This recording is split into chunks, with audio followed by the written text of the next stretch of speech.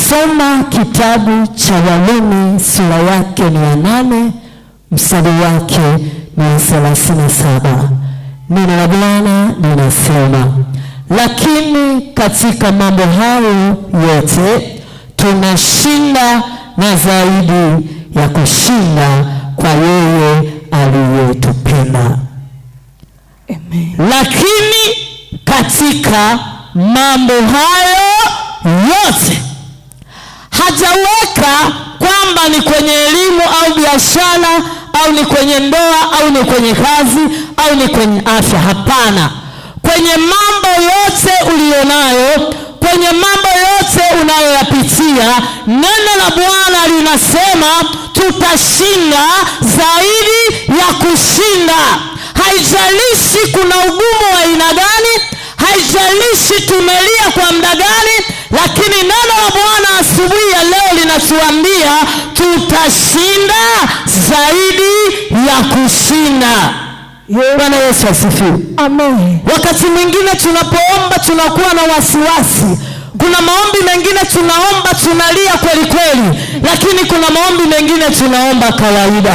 Siku ukiamua kuomba maombi yote sawa, utashinda zaidi ya kushinda. Kama unafikiri nasema uongo, unaweza ukanielewa. Unaweza simama hapo ukamwambia mtu, simama tuombe juu ya afya yako, na yeye ni mzima, hawezi kuomba sawa na yule anayeumwa. Unaweza ukamwambia tuombee nchi, hawezi kuomba sawa sawa na ukimwambia kwamba simama tuombee ndoa zetu. Utaona wamama jinsi wanavyolia. Kwa nini? Kwa sababu wako na wasiwasi ndani ya mioyo yao. Wanajua kwamba hii nafasi ni yenyewe, ngoja tumpige huyu shetani. Kwa nini? Kwa sababu wanajua wanaweza achwa, wanaweza kuumizwa, hakuna amani nyumbani. Ndio maana wanaomba kwa kumaanisha. Yes. Bwana Yesu asifiwe.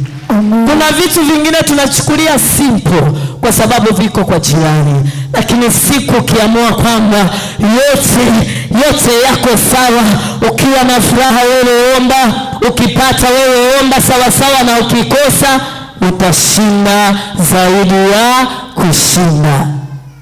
Amen. Kuna mtu akipigwa tu kidogo anatamani alale kanisani. Bwana Yesu asifiwe. Unaweza ukapigwa kajaribu kadogo tu, ukapigwa tu, inawezekana ni malaria tu ya kawaida, nimelogwa, utalia mpaka basi. Lakini ukiwa mzima, ukiambiwa njoo tuombe kwa ajili ya wagonjwa walioko hospitalini, nitaomba Baba katika jina la Yesu uwaponye hao wagonjwa. Lakini wewe ukiumwa unapiga magoti, utalala chini, utatoa machozi, utatoa mpaka kamasi. Kwa nini? Kwa sababu unamuita Mungu ajitokeze kwa wakati huo.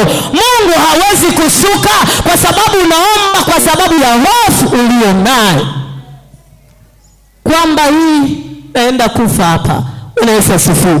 Kwa hiyo hofu inakukamata, uko katikati ya jaribu, uko katikati ya mateso, unaona ndio unaenda kufa, unaona ndio unaenda kuishia. Unaomba, wakati mwingine unasema hivi, nitachomoka kweli? Haleluya.